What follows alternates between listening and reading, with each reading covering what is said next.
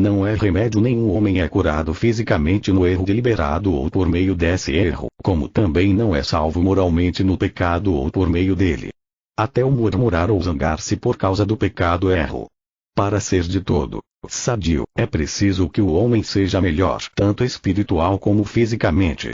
Para sermos imortais, temos de abandonar o sentido mortal das coisas, volver-nos da mentira da crença errônea, para a verdade, e colher da mente divina as realidades do ser. O corpo melhora sob o mesmo regime que espiritualiza o pensamento. E se a saúde não se manifesta sob esse regime, isso prova que o medo está governando o corpo. Essa é a lei de causa e efeito, ou seja, o semelhante que produz o semelhante.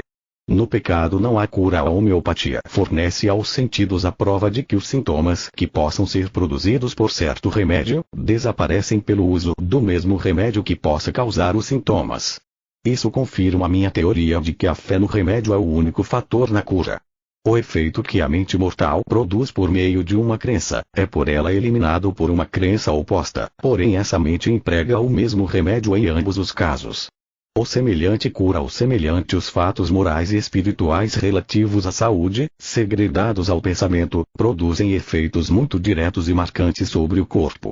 Um diagnóstico físico de moléstia, porque a mente mortal forçosamente é a causa da moléstia, tende a produzir a moléstia.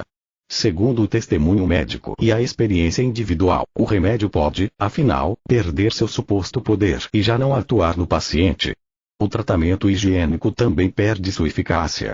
Do mesmo modo, o charlatanismo deixa finalmente de excitar a credulidade dos doentes e então eles já não melhoram.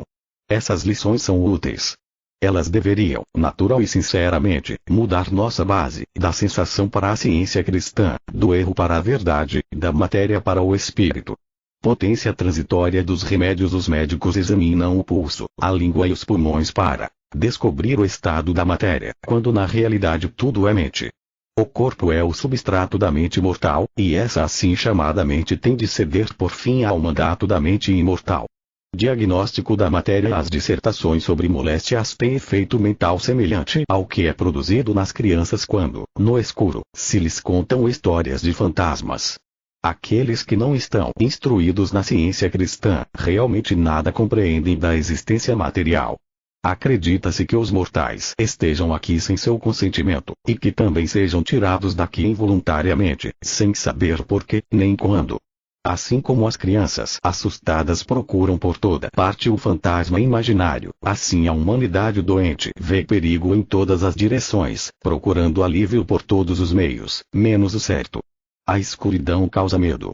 O adulto, escravizado às suas crenças, não tem melhor compreensão do seu verdadeiro ser do que uma criança. E é preciso tirar o adulto de suas trevas, para que ele possa libertar-se dos sofrimentos ilusórios que pululam na penumbra. O caminho na ciência divina é a única saída desse estado. Histórias de fantasmas causam medo. Não pretendo transformar a criança de uma só vez em homem, nem pretendo que o lactente permaneça toda a vida uma criancinha. Não peço nada de impossível ao insistir nas exigências da ciência cristã, mas, por estar esse ensinamento mais adiantado do que a época atual, não devemos negar que seu desenvolvimento espiritual nos é necessário. O gênero humano há de melhorar pela ciência e pelo cristianismo. A necessidade de elevar a raça é a razão de a mente poder elevá-la, porque a mente pode transmitir pureza, e não impureza, força e não fraqueza, saúde e não moléstia. A verdade é um alterante que penetra o organismo inteiro, e pode torná-lo de todo sadio. A mente transmite pureza, saúde e beleza. Lembra-te de que o cérebro não é mente. A matéria não pode estar doente, e a mente é imortal. O corpo mortal é apenas uma crença mortal errônea de haver mente na matéria. O que chamas matéria, era originalmente erro em solução, mente mortal elementar, que Newton comparou com o caos e a antiga noite. Uma das teorias acerca dessa mente mortal é que suas sensações podem reproduzir o homem, podem formar sangue, carne e ossos. A ciência do ser, na qual tudo é mente divina, ou Deus e sua ideia, seria mais clara nesta época, se não fosse a crença de ser a matéria o elemento natural do homem, ou de poder o homem entrar no seu próprio pensamento corporificado, prender-se com suas próprias crenças e, em seguida, qualificar de materiais suas cadeias e denominá-las lei divina. O cérebro não é inteligente. Quando o homem demonstrar a ciência cristã de maneira absoluta, será perfeito. Não poderá pecar, sofrer, estar sujeito à matéria, nem desobedecer à lei de Deus. Portanto, será como os anjos nos céus. A ciência cristã e o cristianismo são uma só e a mesma coisa. Como podemos, então, no cristianismo, mais do que na ciência cristã, crer na realidade e no poder tanto da verdade como do erro, tanto do espírito como da matéria, e esperar ter êxito com esses elementos contrários? A matéria não se sustenta por si mesma. Seus falsos esteios farão uns após os outros. A matéria só tem êxito, por algum tempo, por apresentar-se disfarçada sob a roupagem da lei. Êxito verdadeiro: aquele que me negar diante dos homens, também o negarei diante de meu Pai que está nos céus. Na ciência cristã, negar a verdade é fatal, ao passo que um justo reconhecimento da verdade e do que ela fez por nós é ajuda eficaz. Se o orgulho, a superstição, ou qualquer erro impedir o franco reconhecimento de benefícios recebidos, isso será um empecilho ao restabelecimento do doente e ao bom êxito do discípulo. Reconhecimento de benefícios. Se somos cristãos em todas as questões morais, porém estamos em trevas quanto à isenção física que o cristianismo inclui, então precisamos, nesse sentido, ter mais fé em Deus e estar conscientes de suas promessas. É mais fácil curar a moléstia mais maligna do que curar o pecado. A autora ressuscitou moribundos, em parte porque estavam dispostos a se restabelecer, ao passo que lutou longo tempo, e talvez em vão, para arrancar algum aluno a um pecado crônico. Sejam quais forem as formas de tratamento patológico, os doentes se restabelecem mais depressa da doença do que o pecador se liberta do pecado. É mais fácil curar do que ensinar, uma vez que o ensino seja ministrado conscienciosamente. Muito mais dócil à moléstia do que à iniquidade. O temor à moléstia e o amor ao pecado são as fontes da escravização do homem.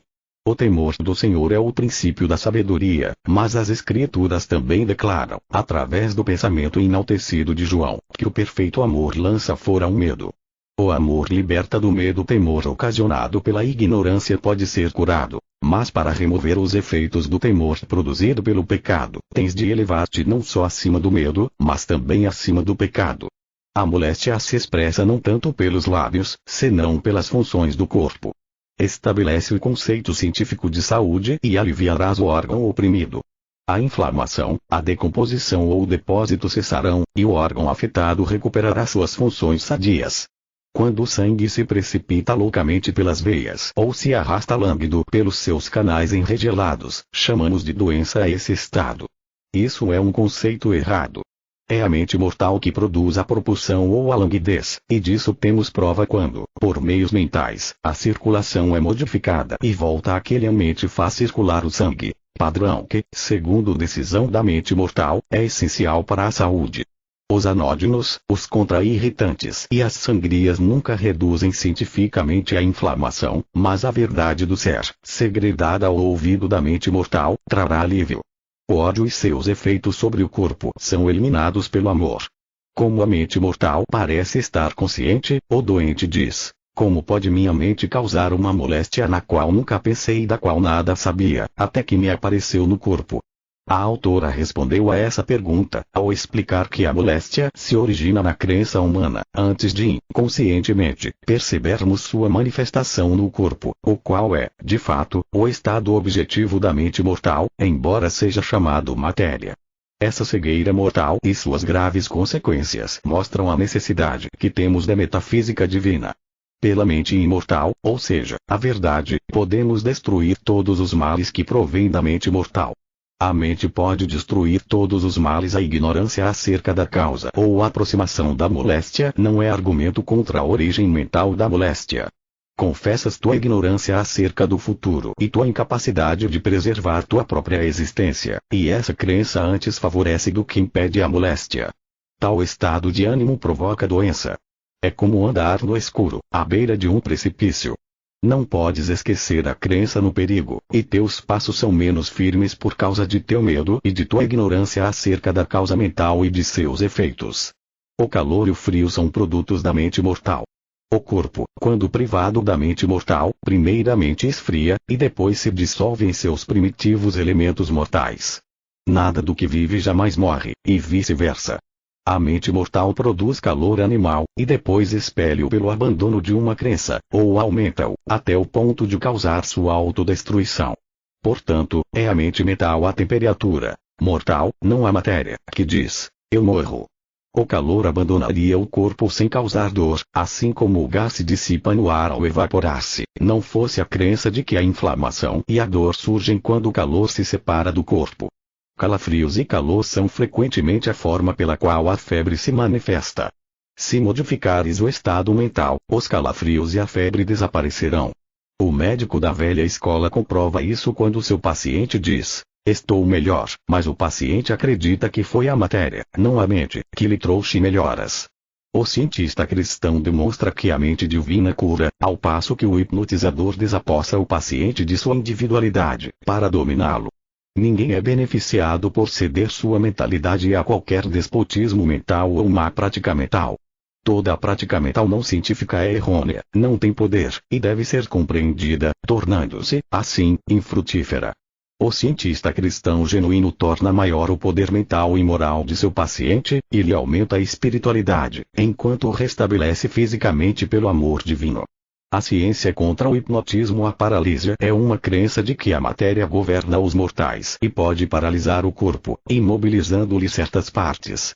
Destrói essa crença, mostra à mente mortal que os músculos não têm poder algum a perder, porque a mente é suprema, e curarás a paralisia.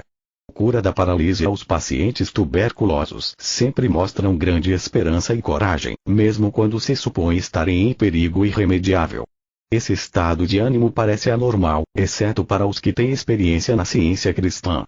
Esse estado mental não é compreendido, simplesmente por ser uma fase de medo tão excessivo que equivale à fortaleza de ânimo. A crença na tuberculose apresenta ao pensamento mortal um estado diagnosticado medo latente, desesperador, uma imagem mais terrificante do que a da maioria das outras moléstias. O paciente desvia-se instintivamente da contemplação dessa imagem, mas, embora não identifique o medo latente e o desespero de não se restabelecer, estes permanecem no seu pensamento. O mesmo se dá com o maior pecado. É o mais sutil, e realiza sua obra quase enganado por si mesmo. As moléstias consideradas perigosas provêm às vezes das crenças mais ocultas, indefinidas e insidiosas.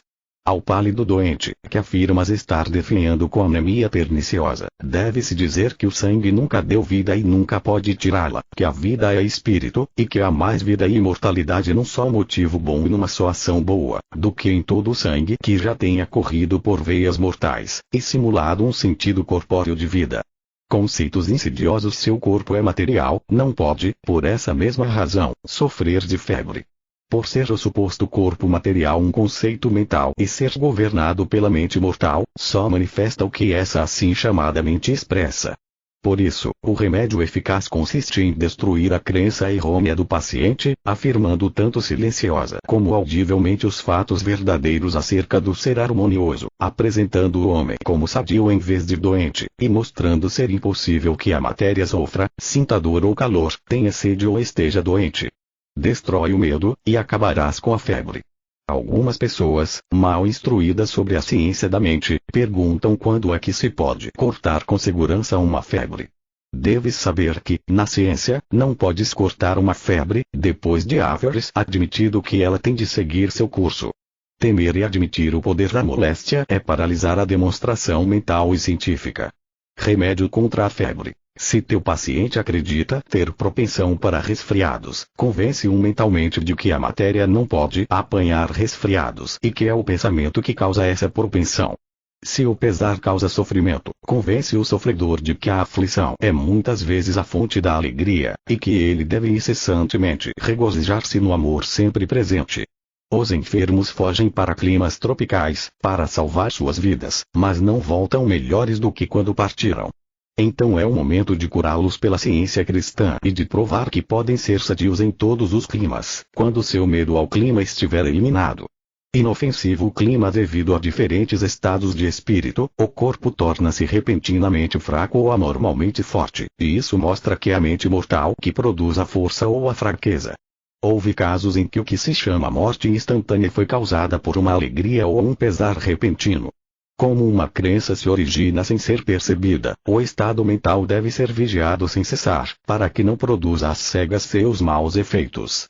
A autora jamais teve conhecimento de que algum paciente não se houvesse restabelecido logo que a crença na moléstia tivesse desaparecido. Se eliminares o erro principal ou o medo que governa essa assim chamada mente inferior, então eliminarás a causa de toda a moléstia, bem como a ação mórbida ou excitada de qualquer órgão. Desse modo, eliminas também aquilo a que chamam moléstias orgânicas, tão facilmente quanto os desarranjos funcionais. A mente governa o corpo. A causa de toda suposta moléstia é mental, um medo mortal, uma crença errada ou convicção de haver necessidade de má saúde e de esta ter poder. É também um medo de que a mente seja incapaz de defender a vida do homem e incompetente para governá-la. Sem essa crença humana ignorante, nenhuma circunstância tem, por si só, o poder de produzir sofrimento. É a crença latente na moléstia, bem como o medo à moléstia, que associa a doença a certas circunstâncias e faz com que as duas apareçam juntas, assim como a poesia e a música são reproduzidas juntas pela memória humana. A moléstia não tem inteligência. Tu te condenas a sofrer sem te aperceberes disso.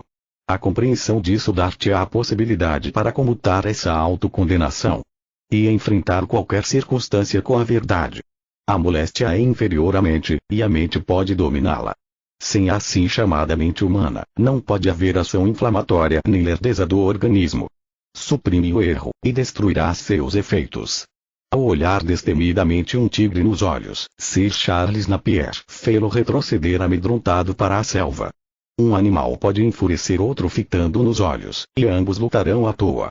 O olhar de um homem cravado sem medo num animal feroz, muitas vezes faz com que o animal recue aterrorizado. Essa última ocorrência representa o poder da verdade sobre o erro, o poder da inteligência exercido sobre as crenças mortais, para destruí-las. Ao passo que o hipnotismo, os exercícios higiênicos e a medicação, adotados para curar a matéria, são representados por duas bases materiais errôneas.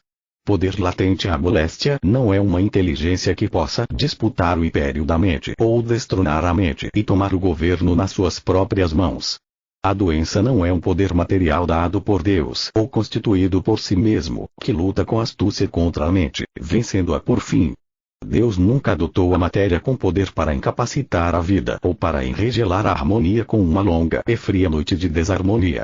Semelhante poder, sem permissão divina, é inconcebível, e se houvesse a possibilidade de ser tal poder divinamente dirigido, manifestaria menos sabedoria do que em geral os governos humanos exibem. A moléstia não tem poder. Se a moléstia pudesse atacar e dominar o corpo sem o consentimento dos mortais, o pecado poderia fazer o mesmo, pois ambos são erros, apresentados como sócios desde o começo. O cientista cristão só encontra efeitos onde o médico comum procura causas. A verdadeira jurisdição do mundo está na mente, que controla todo o efeito e reconhece que toda causalidade está estabelecida na mente divina. Jurisdição da mente. Um criminoso, a quem certos estudantes ingleses submeteram a uma experiência, imaginou estar esvaindo-se em sangue e morreu devido a essa crença, quando era apenas um filete de água morna que lhe escorria pelo braço. Se tivesse sabido que a sensação de estar sangrando era uma ilusão, ter-se-ia elevado acima da crença errônea. Que a enferma desesperançada, ao examinar a cor de seu sangue no lenço de cambraia, se lembre da experiência feita por aqueles rapazes de Oxford, que causaram a morte de um homem, quando nem sequer uma gota de seu sangue fora derramada. E que aprenda, então, a exposição contrária concernente à vida, como é ensinada na ciência cristã, e compreenderá que não está morrendo por causa do estado de seu sangue, mas está sofrendo devido à sua crença de que o sangue lhe está destruindo a vida. A assim chamada corrente vital não afeta a saúde da enferma, mas a crença desta produz justamente os resultados que ela receia. Poder da imaginação. As febres são erros de vários tipos. O pulso acelerado, a língua saborosa, o calor febril, a pele seca, a dor de cabeça e os membros doloridos, são imagens desenhadas no corpo por uma mente mortal. As imagens que essa mente perturbada retém, assustam o pensamento consciente. A não ser que a ciência destrua a imagem da febre, desenhada por milhões de mortais e projetada sobre o corpo pela crença de que a mente está na matéria e de que a discórdia é tão real quanto a harmonia, tal imagem febris, efeito do medo, pode, talvez, alojar-se em algum pensamento receptivo e tornar-se um caso de febre, que acaba numa crença chamada morte, crença essa que tem de ser finalmente vencida pela vida eterna. A verdade é sempre a vencedora. A doença e o pecado caem por seu próprio peso. A verdade é a rocha da eternidade, a pedra angular, mas aquele sobre quem ela cair ficará reduzido a pó. Ao lutarmos em favor da evidência do pecado, da doença e da morte, ou ao cedermos às suas exigências, contendemos virtualmente contra o controle da mente sobre o corpo e negamos o poder da mente para curar. Esse método errado é como se o demandado apoiasse o demandante em favor de uma decisão que o demandado sabe será voltada contra si mesmo. Contenda mal dirigida. Os efeitos físicos do medo comprovam ser o medo uma ilusão. Ver um leão acorrentado, agachado para o salto, não deve aterrorizar um homem. O corpo só é afetado pela crença na moléstia, produzida por uma assim chamada mente, a qual ignora a verdade que acorrenta a moléstia. Nada, a não ser o poder da verdade, pode evitar o medo ao erro, e provar o domínio do homem sobre o erro. Benefícios da metafísica. Há muitos anos, a autora fez uma descoberta espiritual, cuja evidência científica se tem acumulado para provar que a mente divina produz no homem saúde, harmonia e imortalidade. Essa evidência acumulará gradativamente ímpeto e clareza, até alcançar o ponto culminante da exposição e comprovação científicas. Nada é mais desanimador do que crer que haja um poder oposto a Deus, ou bem, e que Deus confira a esse poder antagônico força para ser usada contra ele mesmo, contra a vida, a saúde e a harmonia. Descoberta mais elevada. Toda lei da matéria ou do corpo, que se supõe governar o homem, torna-se nula e sem efeito pela lei da vida, Deus.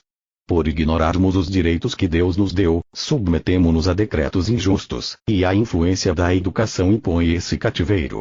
Recusa submeter-te à ilusão de estares doente ou de estar alguma moléstia se desenvolvendo no organismo, como te recusares a ceder a uma tentação pecaminosa sob o pretexto de que o pecado tem suas necessidades.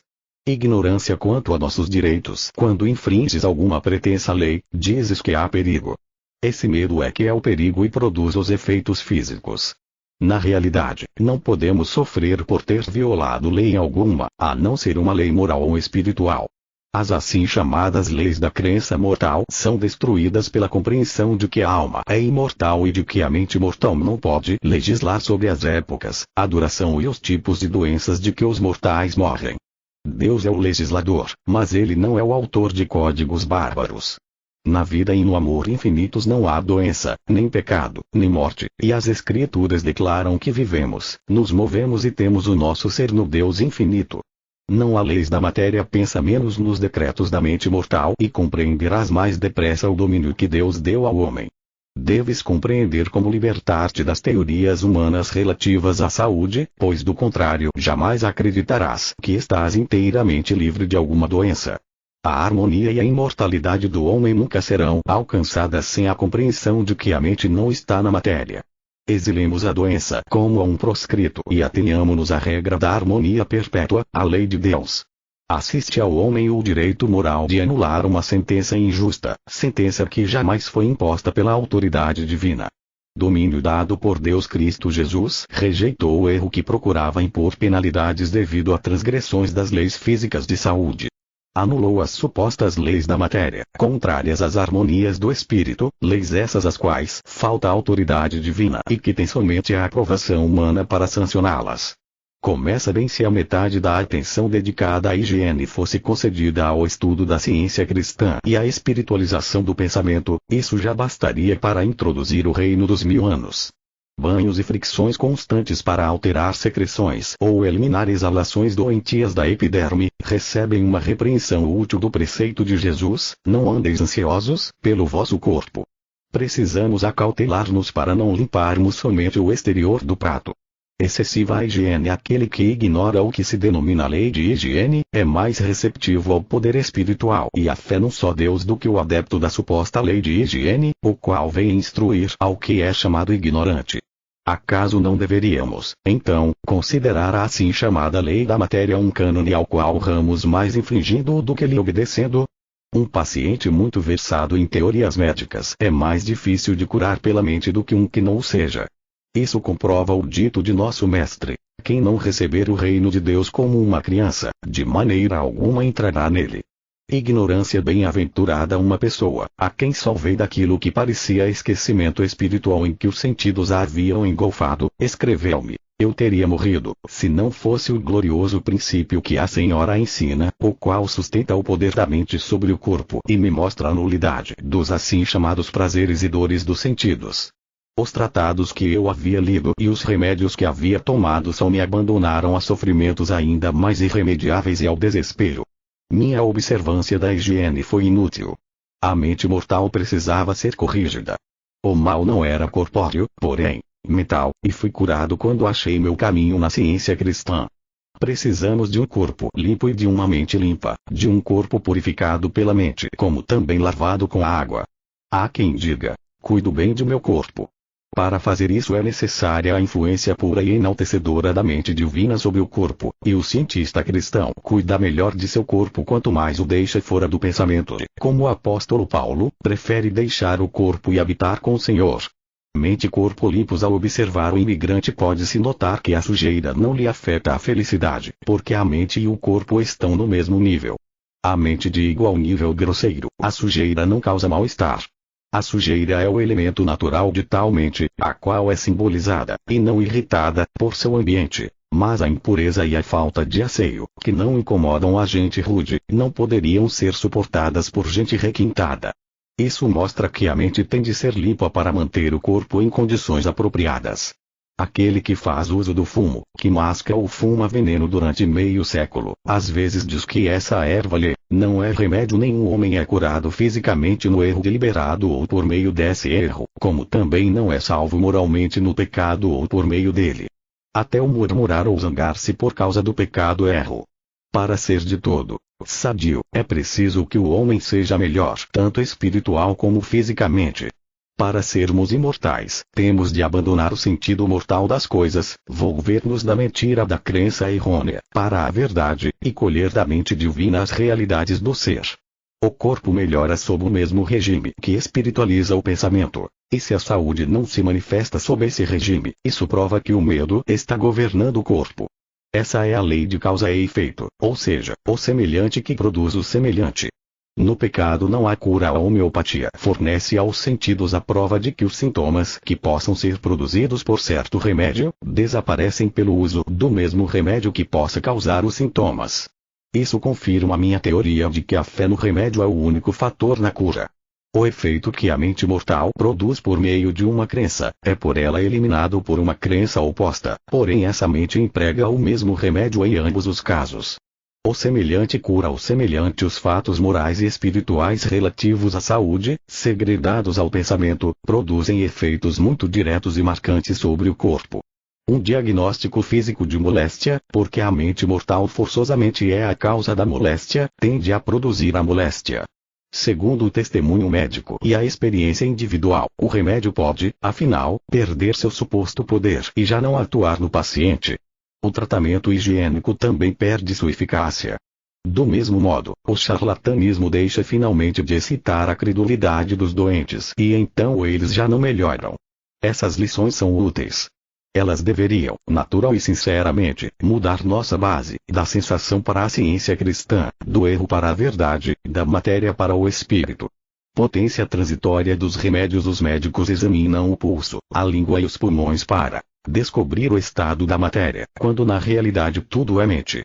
O corpo é o substrato da mente mortal, e essa assim chamada mente tem de ceder por fim ao mandato da mente imortal. Diagnóstico da matéria. As dissertações sobre moléstias têm efeito mental semelhante ao que é produzido nas crianças quando, no escuro, se lhes contam histórias de fantasmas. Aqueles que não estão instruídos na ciência cristã, realmente nada compreendem da existência material.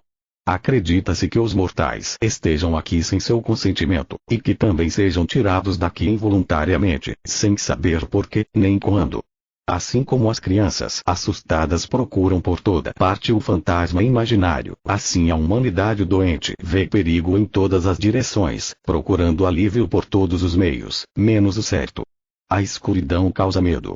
O adulto, escravizado às suas crenças, não tem melhor compreensão do seu verdadeiro ser do que uma criança. E é preciso tirar o adulto de suas trevas, para que ele possa libertar-se dos sofrimentos ilusórios que pululam na penumbra. O caminho na ciência divina é a única saída desse estado. Histórias de fantasmas causam medo. Não pretendo transformar a criança de uma só vez em homem, nem pretendo que o lactente permaneça toda a vida uma criancinha. Não peço nada de impossível ao insistir nas exigências da ciência cristã, mas, por estar esse ensinamento mais adiantado do que a época atual, não devemos negar que seu desenvolvimento espiritual nos é necessário. O gênero humano há de melhorar pela ciência e pelo cristianismo. A necessidade de elevar a raça é a razão de a mente poder elevá-la, porque a mente pode transmitir pureza, e não impureza, força e não fraqueza, saúde e não moléstia. A verdade é um alterante que penetra o organismo inteiro, e pode torná-lo de todo sadio. A mente transmite pureza, saúde e beleza. Lembra-te de que o cérebro não é mente. A matéria não pode estar doente, e a mente é imortal. O corpo mortal é apenas uma crença mortal errônea de haver mente na matéria. O que chamas matéria, era originalmente erro em solução, mente mortal elementar, que Newton comparou com o caos e a antiga noite. Uma das teorias acerca dessa mente mortal é que suas sensações podem reproduzir o homem, podem formar sangue, carne e ossos. A ciência do ser, na qual tudo é mente divina, ou Deus e sua ideia, seria mais clara nesta época, se não fosse a crença de ser a matéria o elemento natural do homem, ou de poder o homem entrar no seu próprio pensamento corporificado, prender-se com suas próprias crenças e, em seguida, qualificar de materiais suas cadeias e denominá-las lei divina. O cérebro não é inteligente. Quando o homem demonstrar a ciência cristã de maneira absoluta, será perfeito. Não poderá pecar, sofrer, estar sujeito à matéria, nem desobedecer à lei de Deus. Portanto, será como os anjos nos céus. A ciência cristã e o cristianismo são uma só e a mesma coisa. Como podemos, então, no cristianismo, mais do que na ciência cristã, crer na realidade e no poder tanto da verdade como do erro, tanto do espírito como da matéria, e esperar ter êxito com esses elementos contrários? A matéria não se sustenta por si mesma. Seus falsos esteios farão uns após os outros. A matéria só tem êxito, por algum tempo, por apresentar-se disfarçada sob a roupagem da lei. Êxito verdadeiro: aquele que me negar diante dos homens, também o negarei diante de meu Pai que está nos céus. Na ciência cristã, negar a verdade é fatal, ao passo que um justo reconhecimento da verdade e do que ela fez por nós é ajuda eficaz.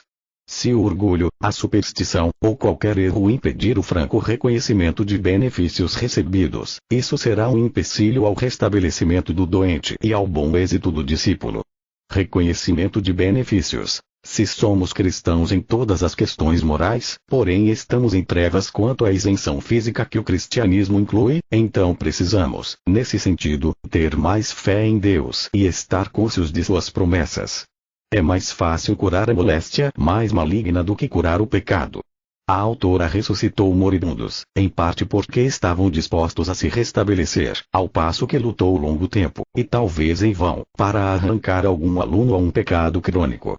Sejam quais forem as formas de tratamento patológico, os doentes se restabelecem mais depressa da doença do que o pecador se liberta do pecado. É mais fácil curar do que ensinar, uma vez que o ensino seja ministrado conscienciosamente. Muito mais dócil à moléstia do que à iniquidade. O temor à moléstia e o amor ao pecado são as fontes da escravização do homem. O temor do Senhor é o princípio da sabedoria, mas as Escrituras também declaram, através do pensamento enaltecido de João, que o perfeito amor lança fora o medo. O amor liberta do medo. O temor ocasionado pela ignorância pode ser curado, mas para remover os efeitos do temor produzido pelo pecado, tens de elevar-te não só acima do medo, mas também acima do pecado. A moléstia se expressa não tanto pelos lábios, senão pelas funções do corpo. Estabelece o conceito científico de saúde e aliviarás o órgão oprimido. A inflamação, a decomposição ou o depósito cessarão, e o órgão afetado recuperará suas funções sadias. Quando o sangue se precipita loucamente pelas veias ou se arrasta lânguido pelos seus canais enregelados, chamamos de doença a esse estado. Isso é um conceito errado. É a mente mortal que produz a propulsão ou a languidez, e disso temos prova quando, por meios mentais, a circulação é modificada e volta àquele a mente faz circular o sangue. padrão que, segundo decisão da mente mortal, é essencial para a saúde.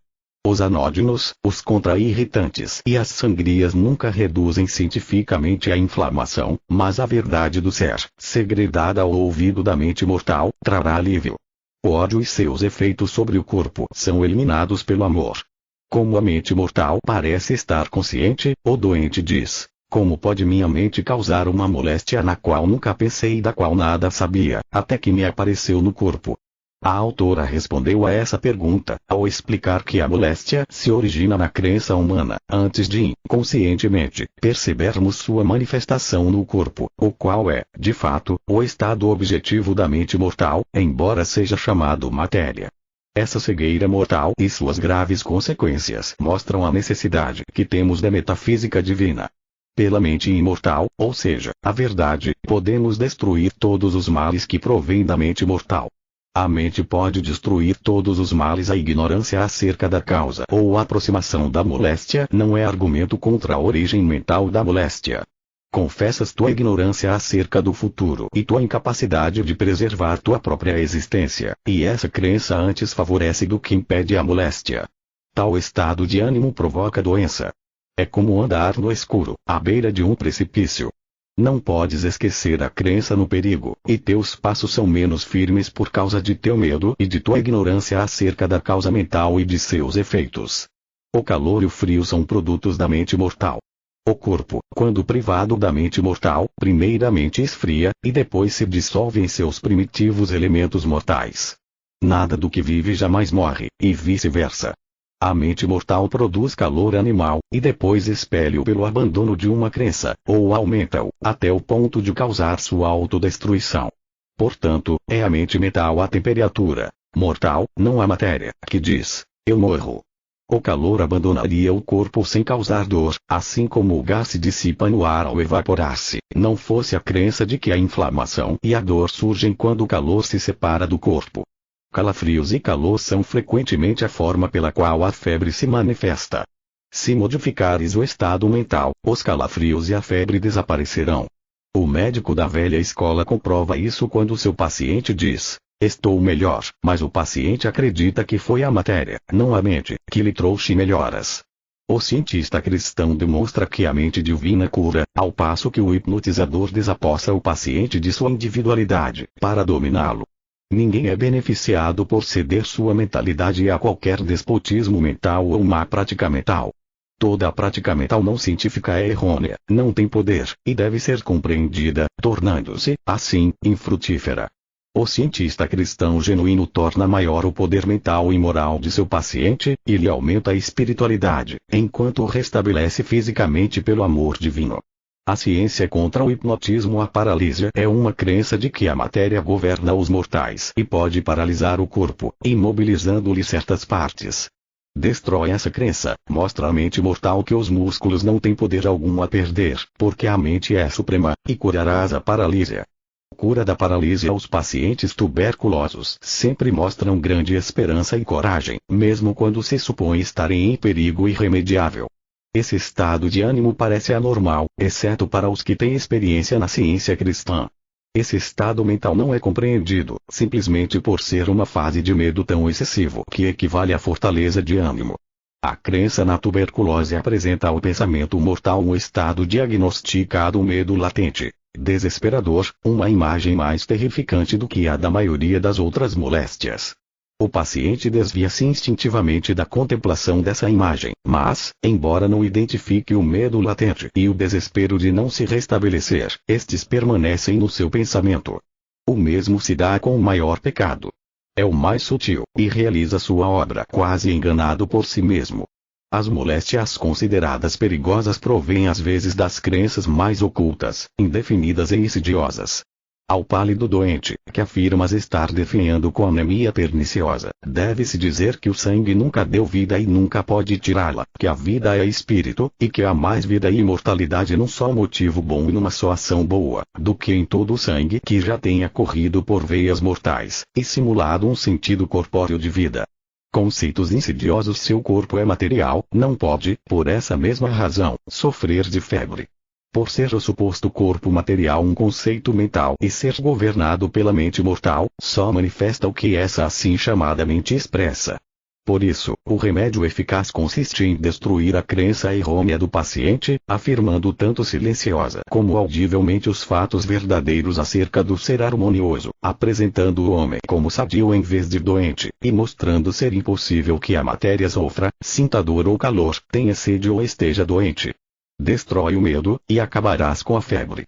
Algumas pessoas, mal instruídas sobre a ciência da mente, perguntam quando é que se pode cortar com segurança uma febre. Deves saber que, na ciência, não podes cortar uma febre, depois de haveres admitido que ela tem de seguir seu curso. Temer e admitir o poder da moléstia é paralisar a demonstração mental e científica. Remédio contra a febre. Se teu paciente acredita ter propensão para resfriados, convence-o mentalmente de que a matéria não pode apanhar resfriados e que é o pensamento que causa essa propensão. Se o pesar causa sofrimento, convence o sofredor de que a aflição é muitas vezes a fonte da alegria, e que ele deve incessantemente regozijar-se no amor sempre presente. Os enfermos fogem para climas tropicais, para salvar suas vidas, mas não voltam melhores do que quando partiram. Então é o momento de curá-los pela ciência cristã e de provar que podem ser sadios em todos os climas, quando seu medo ao clima estiver eliminado. Inofensivo o clima devido a diferentes estados de espírito, o corpo torna-se repentinamente fraco ou anormalmente forte, e isso mostra que é a mente mortal que produz a força ou a fraqueza. Houve casos em que o que se chama morte instantânea foi causada por uma alegria ou um pesar repentino. Como uma crença se origina sem ser percebida, o estado mental deve ser vigiado sem cessar, para que não produza às cegas seus maus efeitos. A autora jamais teve conhecimento de que algum paciente não se houvesse restabelecido logo que a crença na moléstia tivesse desaparecido. Se eliminares o erro principal ou o medo que governa essa assim chamada mente inferior, então eliminarás a causa de toda a moléstia, bem como a ação mórbida ou excitada de qualquer órgão. Desse modo, eliminas também aquilo a que chamam moléstias orgânicas, tão facilmente quanto os desarranjos funcionais. A mente governa o corpo. A causa de toda suposta moléstia é mental, um medo mortal, uma crença errada ou convicção de haver necessidade de má saúde e de esta ter poder. É também um medo de que a mente seja incapaz de defender a vida do homem e incompetente para governá-la. Sem essa crença humana ignorante, nenhuma circunstância tem, por si só, o poder de produzir sofrimento. É a crença latente na moléstia, bem como o medo à moléstia, que associa a doença a certas circunstâncias e faz com que as duas apareçam juntas, assim como a poesia e a música são reproduzidas juntas pela memória humana. A moléstia não tem inteligência. Tu te condenas a sofrer sem te aperceberes disso. A compreensão disso dar-te-á a possibilidade para comutar essa autocondenação e enfrentar qualquer circunstância com a verdade. A moléstia é inferior à mente, e a mente pode dominá-la. Sem a assim chamada mente humana, não pode haver ação inflamatória nem lerdeza do organismo. Suprime o erro, e destruirá seus efeitos. Ao olhar destemidamente um tigre nos olhos, Sir Charles Napier fê-lo retroceder amedrontado para a selva. Um animal pode enfurecer outro fitando nos olhos, e ambos lutarão à toa. O olhar de um homem cravado sem medo num animal feroz, muitas vezes faz com que o animal recue aterrorizado. Essa última ocorrência representa o poder da verdade sobre o erro, o poder da inteligência exercido sobre as crenças mortais, para destruí-las. Ao passo que o hipnotismo, os exercícios higiênicos e a medicação, adotados para curar a matéria, são representados por duas bases materiais errôneas. Poder latente. A moléstia não é uma inteligência que possa disputar o império da mente ou destronar a mente e tomar o governo nas suas próprias mãos.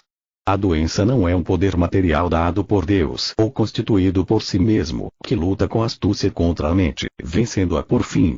Deus nunca adotou a matéria com poder para incapacitar a vida ou para enregelar a harmonia com uma longa e fria noite de desarmonia. Semelhante poder, sem permissão divina, é inconcebível, e se houvesse a possibilidade de ser tal poder divinamente dirigido, manifestaria menos sabedoria do que em geral os governos humanos exibem. A moléstia não tem poder. Se a moléstia pudesse atacar e dominar o corpo sem o consentimento dos mortais, o pecado poderia fazer o mesmo, pois ambos são erros, apresentados como sócios desde o começo. O cientista cristão só encontra efeitos onde o médico comum procura causas. A verdadeira jurisdição do mundo está na mente, que controla todo o efeito e reconhece que toda causalidade está estabelecida na mente divina.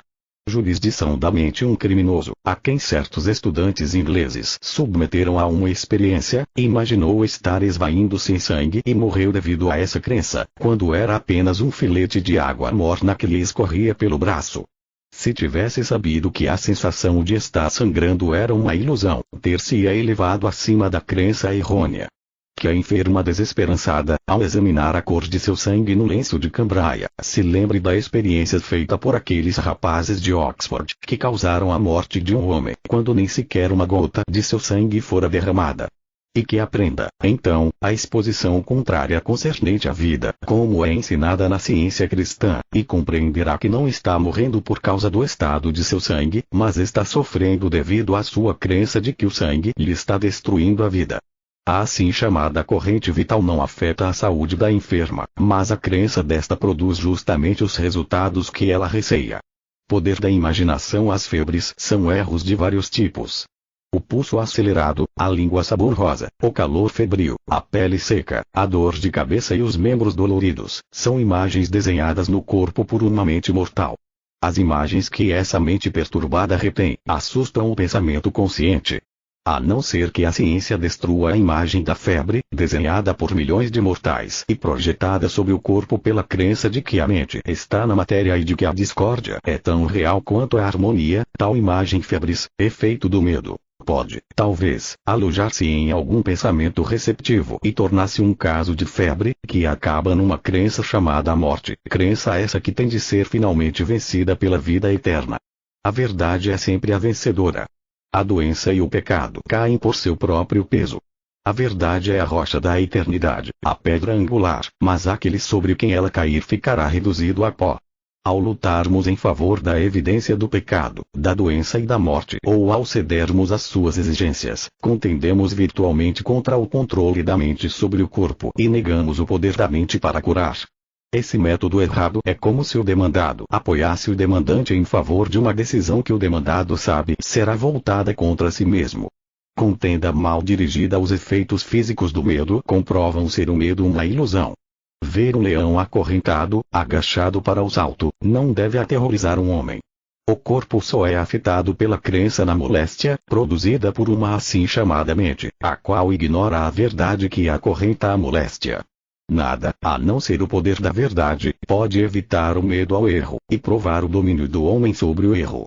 Benefícios da metafísica. Há muitos anos, a autora fez uma descoberta espiritual, cuja evidência científica se tem acumulado para provar que a mente divina produz no homem saúde, harmonia e imortalidade.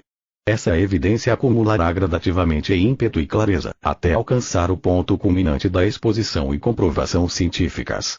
Nada é mais desanimador do que crer que haja um poder oposto a Deus, ou bem, e que Deus confira a esse poder antagônico força para ser usada contra ele mesmo, contra a vida, a saúde e a harmonia. Descoberta mais elevada. Toda lei da matéria ou do corpo, que se supõe governar o homem, torna-se nula e sem efeito pela lei da vida, Deus. Por ignorarmos os direitos que Deus nos deu, submetemo-nos a decretos injustos, e a influência da educação impõe esse cativeiro. Recusa submeter-te à ilusão de estares doente ou de estar alguma moléstia se desenvolvendo no organismo, como te recusares a ceder a uma tentação pecaminosa sob o pretexto de que o pecado tem suas necessidades. Ignorância quanto a nossos direitos. Quando infringes alguma pretensa lei, dizes que há perigo. Esse medo é que é o perigo e produz os efeitos físicos. Na realidade, não podemos sofrer por ter violado lei alguma, a não ser uma lei moral ou espiritual. As assim chamadas leis da crença mortal são destruídas pela compreensão de que a alma é imortal e de que a mente mortal não pode legislar sobre as épocas, a duração e os tipos de doenças de que os mortais morrem. Deus é o legislador, mas ele não é o autor de códigos bárbaros. Na vida e no amor infinitos não há doença, nem pecado, nem morte, e as Escrituras declaram que vivemos, nos movemos e temos o nosso ser no Deus infinito. Não há leis da matéria, pensa menos nos decretos da mente mortal e compreenderás mais depressa o domínio que Deus deu ao homem. Deves compreender como libertar-te das teorias humanas relativas à saúde, pois do contrário jamais acreditarás que estás inteiramente livre de alguma doença.